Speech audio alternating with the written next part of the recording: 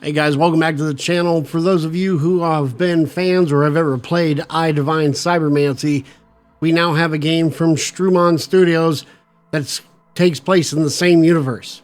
In this case, they've managed to find a temple for the daimon blades that they're using, which are essentially essences that are inside of the weapons that they carry throughout the game that have special abilities.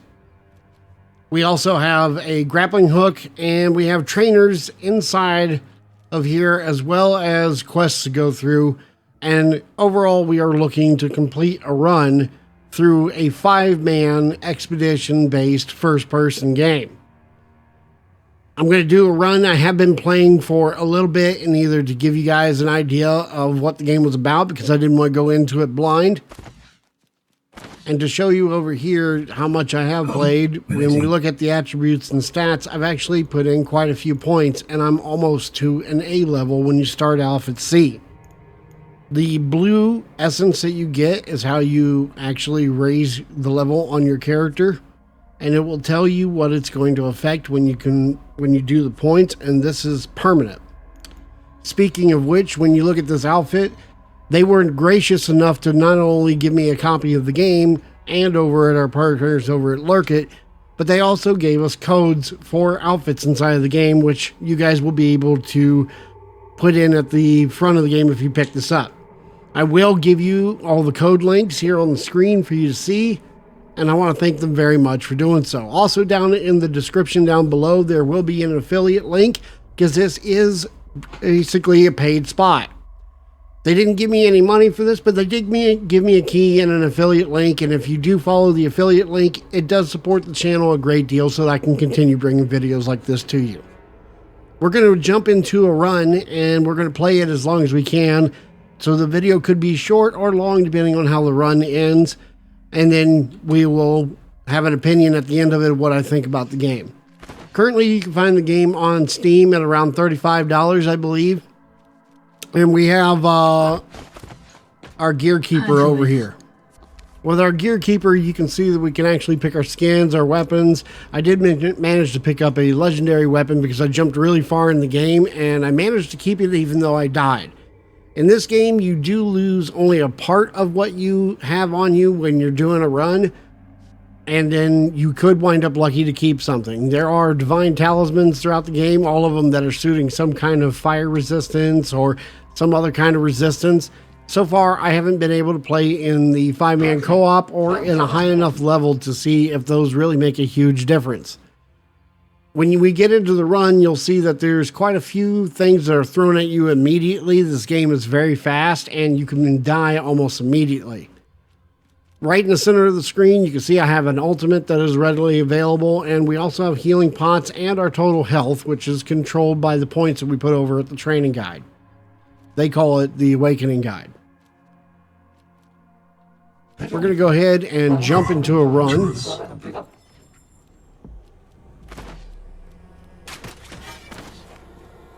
The game is very fast-paced, and for those of you who like Diablo, then you might actually like this when it comes to the medieval portion of it, but it's more like Doom than anything. We do have a crusade and an exploration that's coming up. So far, the crusade is the only thing that's available that I've been able to see. And we are going to start off at a little bit of a higher class than the bottom because I am able to do it. And I have tried the S class, and it's not really something I want to tackle by myself. Deadly Sewers does manage to have some traps and items that are in it, and Frozen Domain seems to be the most common that goes through these runs, and it will re-itemize these every time you go into a run. It'll be hard to see, but I did leave the FPS counter up in the corner so you guys can take a look. Inside the run, you will have your map that's available to you, and on top of having your map available to you, you will have abilities on your Q, and your shift is how you run, and also we still said that you have the grappling hook. We got our first group of people who actually run into there, and there's actually combinations in this game because you can move forward and it will jump. There's also some mechanics in the game that if you're running, you can actually run and then vault, and you will have mobility that keeps going through because there's physics in the game. let's go ahead and start a run. Let's see what we can get through on this.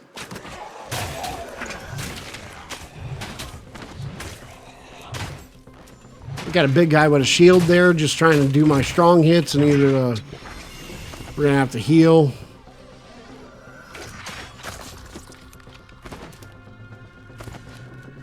Oh, more guys. Another big guy. Now, what you'll notice is down there in the bottom right-hand corner is the daemon that's assigned to this weapon and his ascension. His ascension goes up as you continue to fight in the realm, and you continue to collect blood from the things that you've slaughtered. Now, I have not played iDivine. Oh my god, big guy. And that dude did not last. See, this is going to show every item, important item on the map. So let's go ahead and grab that. And those drop from any of the, I guess you can call them mini bosses. Some of them have detriments that you don't want. So make sure you take the time to actually look at them and see what they are. As you gain ascension on, if that thing goes off, it acts like an alarm and a bunch of things attack you.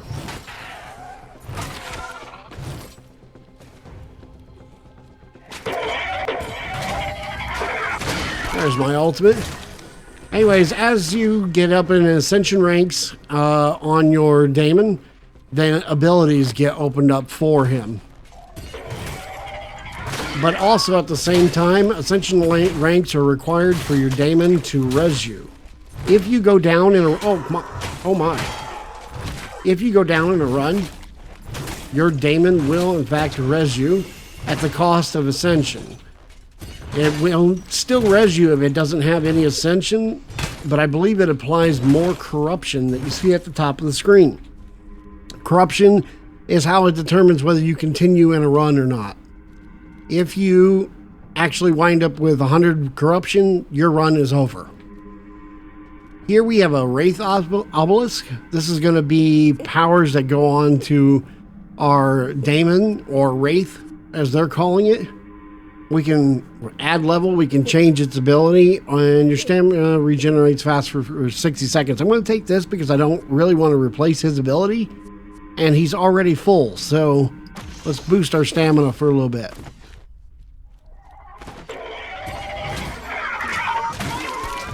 Alright, we got to go down.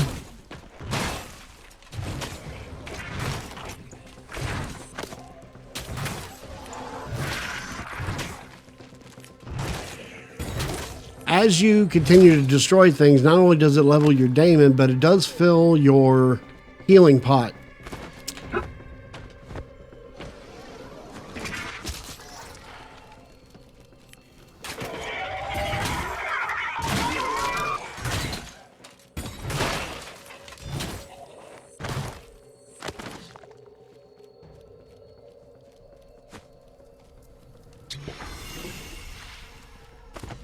Gotta heal myself up there.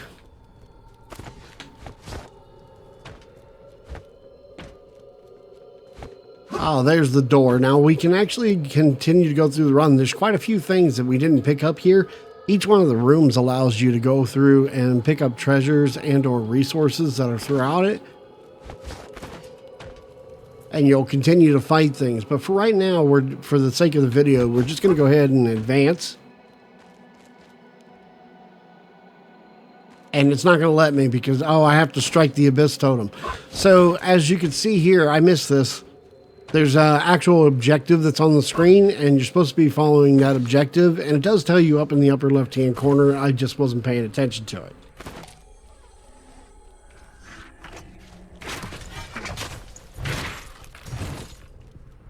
Alright, we're going to go ahead and strike this thing.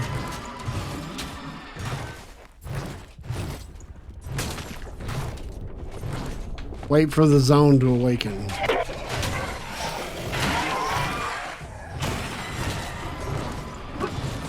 The zone has awakened. Oh, it immediately killed me. It immediately killed me. It's going to res me.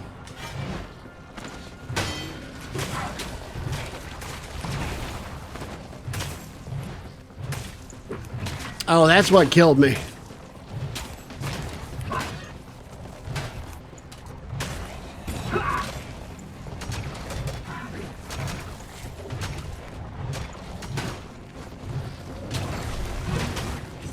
Oh.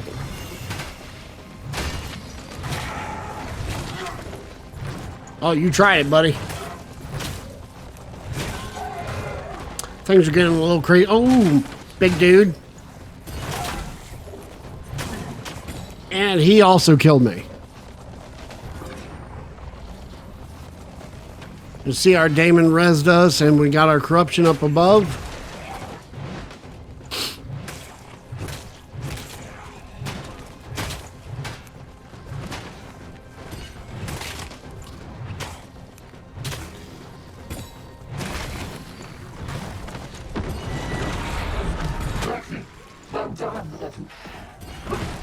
We got another big guy to deal with. Oh, wow. He's just going to charge me.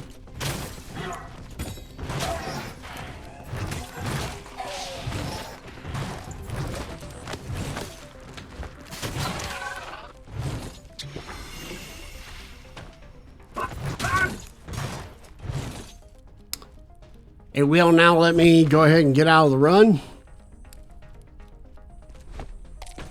But not before we pick that up. You pick up a little 10 for the resources back at the station where you can actually have things crafted for you. Now, I haven't actually had much crafted for me as of yet inside of the game because I haven't had much resources collecting.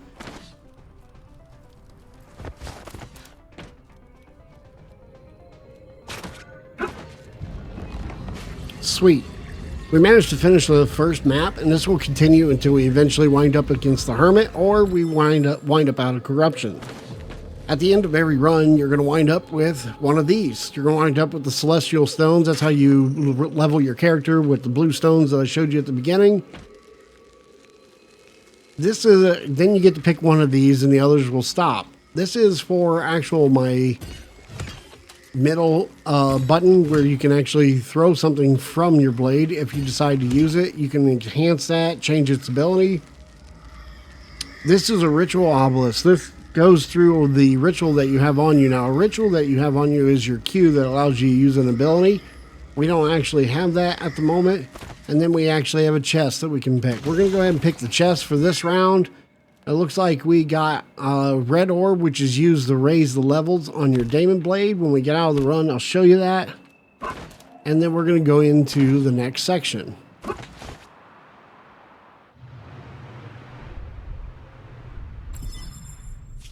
If you guys like the video, make sure you hit the like button. Make sure you hit the subscription button as well. It helps out the channel a great deal. And if you like more videos like this, we can definitely find more videos to do of a game similar of these types. I normally handle a bunch of shooters, but every once in a while I don't mind a hack and slash.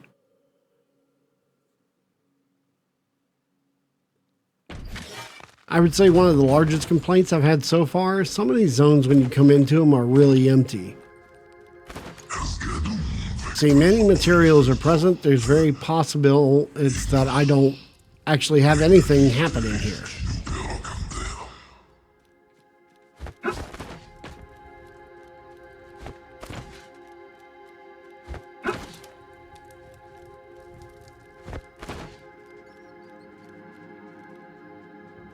A Wraith Obelisk.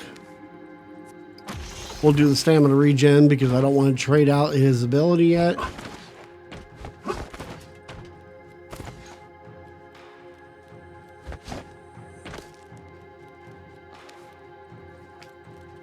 There is lots of resources in here. In some of these, there's actual lava that's actually racing you up to the top that I have seen. And then there's platforming that goes on. Now, the platforming is not what I would call the best when it comes to this, especially when you have such a long cooldown on your grappling hook. And landing it is something else. If they brought the platform out just a little bit more,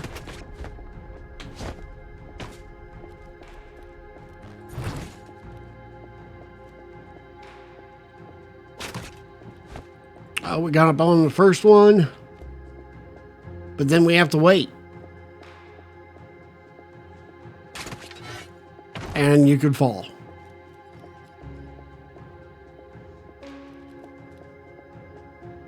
What are you doing, Mama?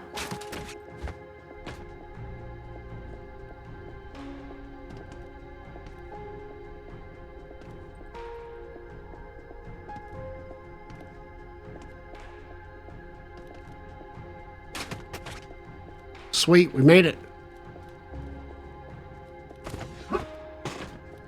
Well, we're certainly not going back down there.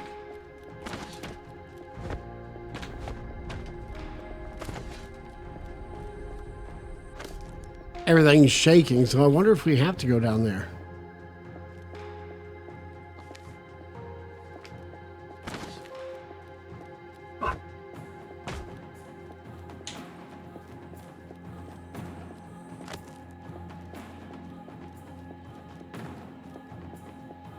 Well, that's where we came from.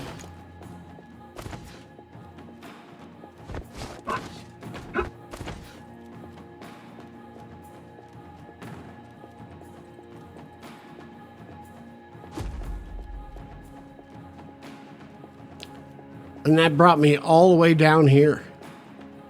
Well, that's dope.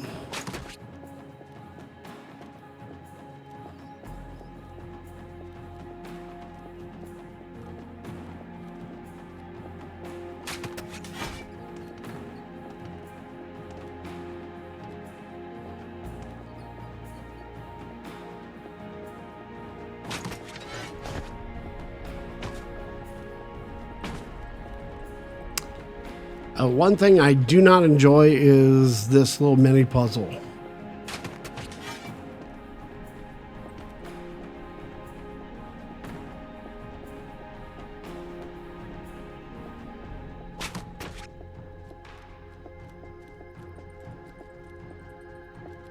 Looks like we're going up even further.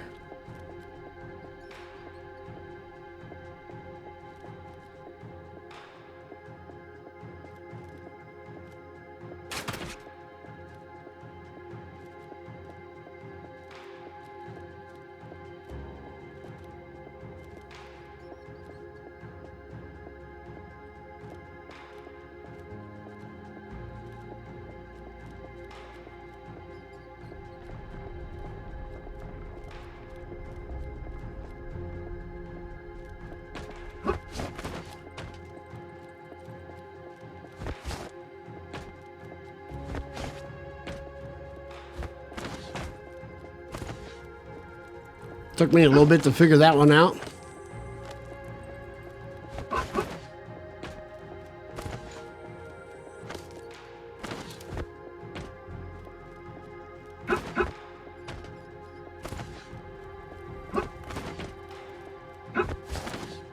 We managed to reach the door, and there was absolutely no combat in this room.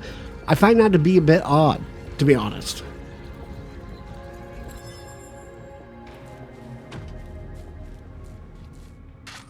We'll take our leveling essence, and right here, this thing right here is probably one of the most important things in the game, and that is your Q ability. In this case, I got a wind vortex, a teleport, or a heal. The heal in this game is absolutely amazing, and it continues to grow. If you run in more of those, you increase its level.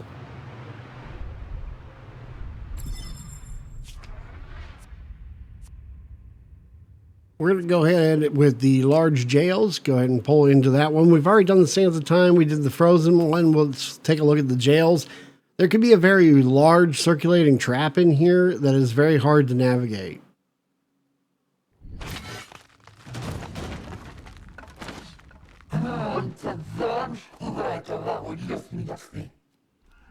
Now, I do have English selected, but yet it's still in French. So there's a few things they still need to work on.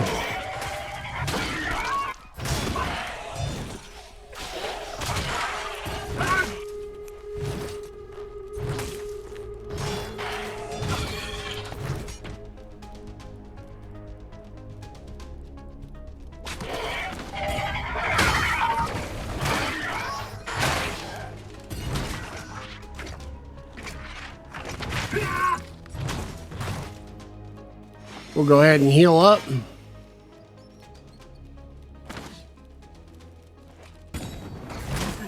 These guys here will kill you in an instant. This is what killed me in the last round.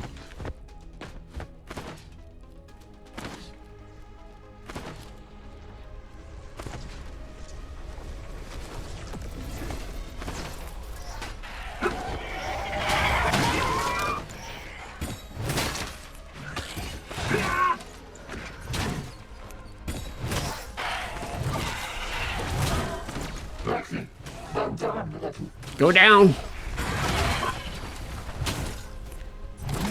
I got him and his head came off.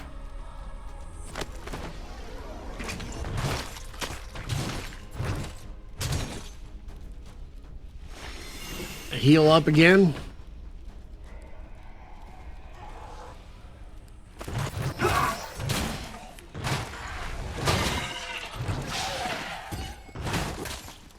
Oh, these guys can jump.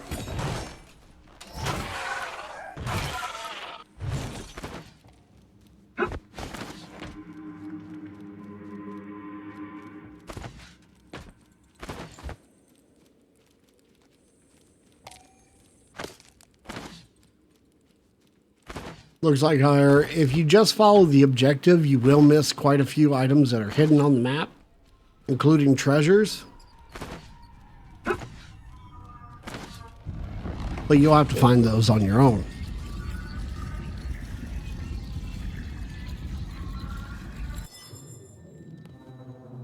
We got out of that run. Well, we're still in the run. And then sometimes it will give us a chance to go back to Sanctuary. We're going to go ahead and level up here. And as you can see on level 2 for the healing, it now projects a wave of water that does an AoE that injures enemies.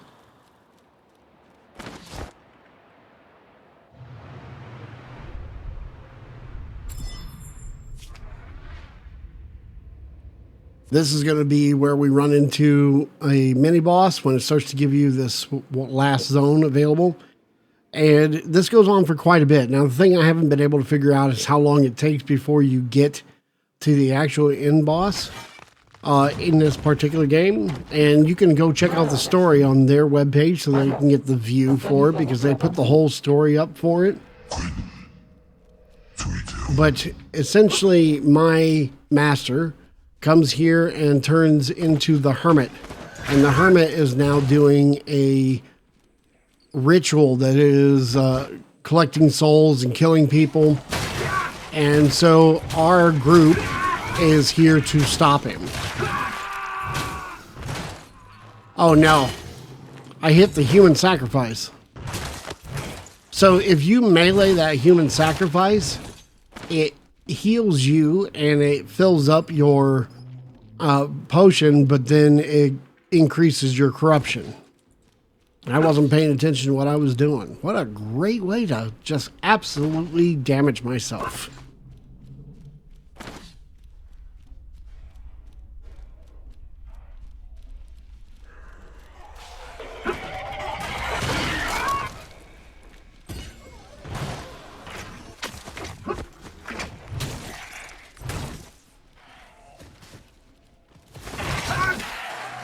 You can also parry. The melee parry is really difficult in this game, but anything that throws anything at you, you can certainly parry it.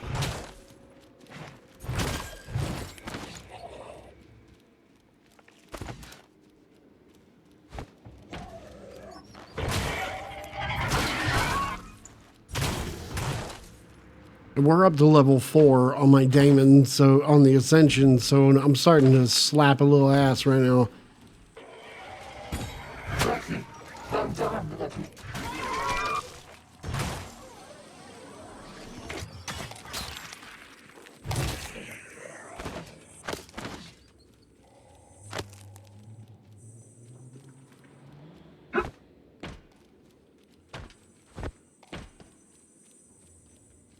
Is it above me?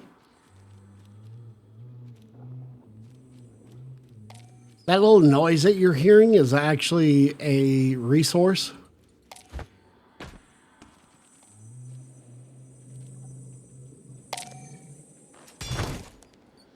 It was in the wall. We found a chest too. This gave us a weapon and stuff to raise our daimon.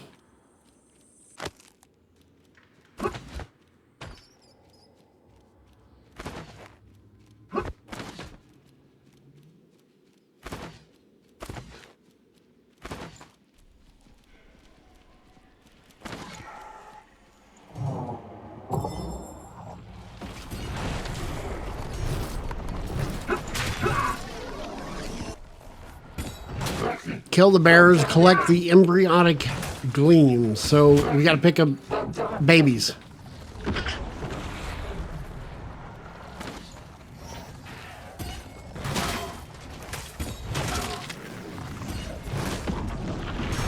All right, every time you drop one of those big guys, it's going to drop a baby. You pick it up, you bring it back over to the tower. A spider.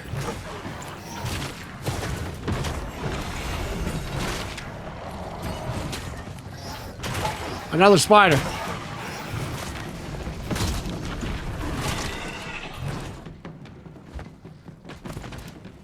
Oh, no. More spiders. That thing charged the hell out of me.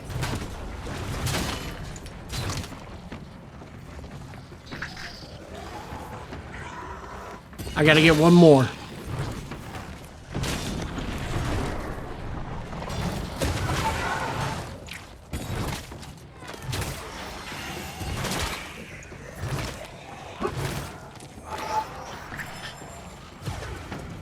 And that's going to close that. And off to the boss we go.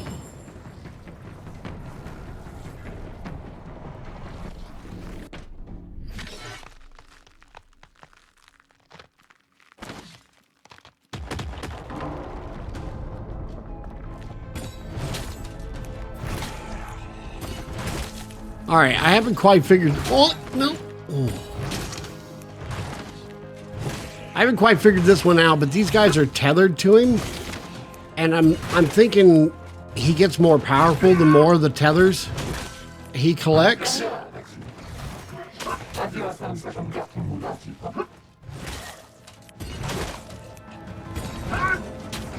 And see, those dudes just instantly kill you.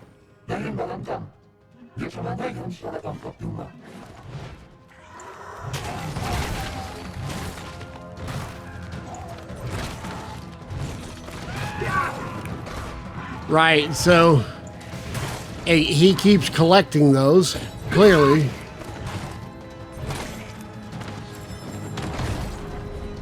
I guess it's just to set him free.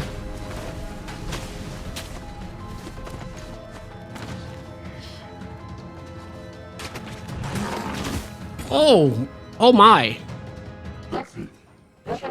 And that is the end of the run because that is 100 corruption. At the 100 corruption, your run ends, it tells you how much you have, and then you get to keep a portion of your loot.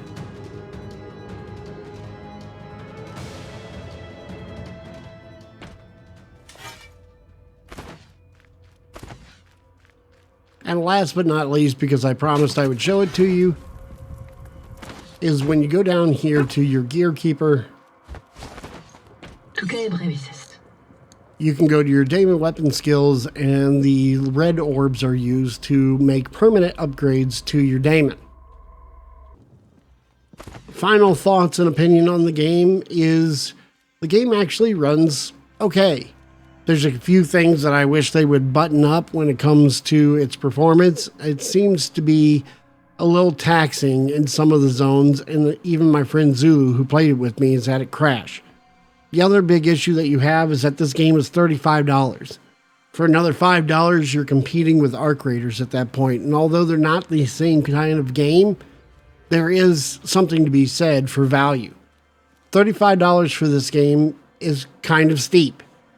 And I would only suggest picking this up at this point if it's on sale. There would have to be some major improvements in either for me to suggest that this game, at least for me, is worth $35. However, I'm not saying that the game isn't fun. The game is absolutely fun. Me and Zulu had quite a bit of fun in it when we were ripping through zones.